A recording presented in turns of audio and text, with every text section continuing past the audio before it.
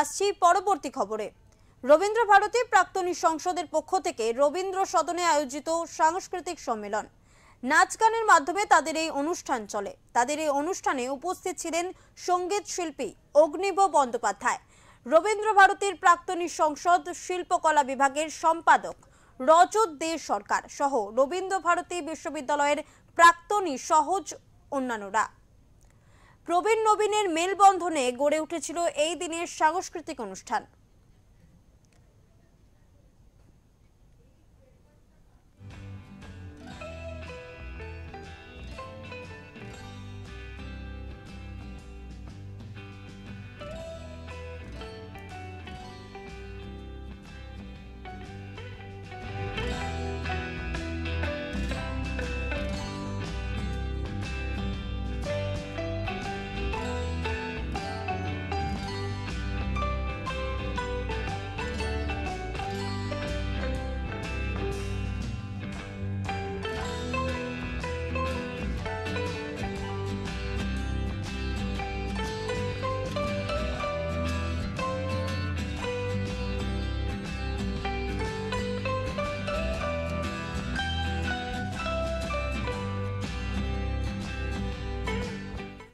প্রচেষ্টা হচ্ছে যে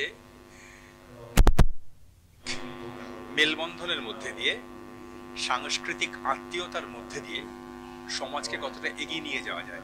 সবাইকে একটা জায়গায় বেঁধে রেখে যদি একটা আদর্শ তৈরি করা যায়, সেটা একটা সমাজের ক্ষেত্রে খুব বড় ঘটনা ঘটবে। যে একটা বিশ্ববিদ্যালয় থেকে যারা এককালে 17-18 বছর বয়সে পড়তে এসছে, তারাও 60-70 বছরে পৌঁছে তারা সেই ধারাটাকে বজায় রাখছে। এর চেয়ে ভালো বিষয় কি হতে পারে? আজকের এই অনুষ্ঠানের উদ্দেশ্য মূলত তাই।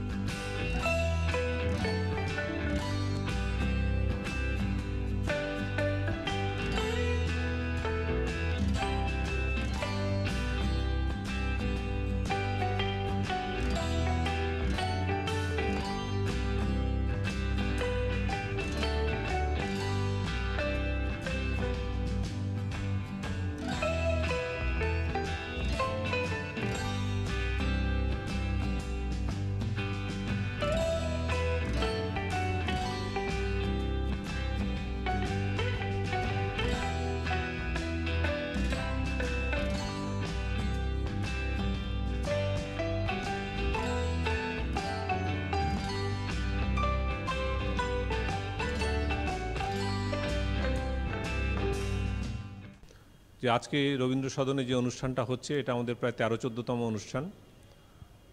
এটা আজকে সাংস্কৃতিক সম্মেলন।